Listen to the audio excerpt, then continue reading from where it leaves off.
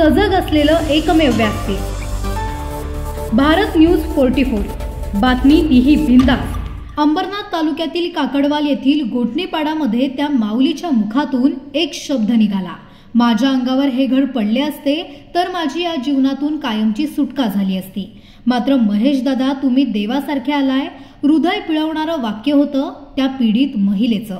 कल्याण ग्रामीण मलंगड भागातील काकडवाल गोठणीपाडा येथील रामबाई दशरथ सांगडे यांचे घर अलीकडील मुसळधार पावसामुळे पूर्णपणे क्षतिग्रस्त झाले आहे।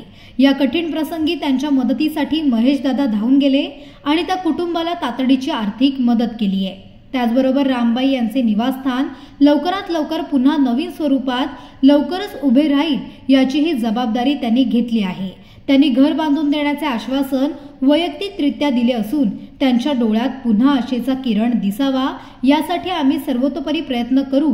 आम्ही एकनिष्ठेने समाजातील कुणीही संकटात एकटे पडू नये हेच आमचे ध्येय आहे। माझ्याकडे सत्ता जरी नसली तरी दिवंगत बाळासाहेब ठाकरे यांच्या आशीर्वाद रूपी शिकवणीने मला समाजसेवा करण्याचे भाग्य व बळ मिळते आणि ते नेहमीच माझ्या सोबत असते, असे म्हणत दादांनी वचन स्वरूपी मदत दिली आहे।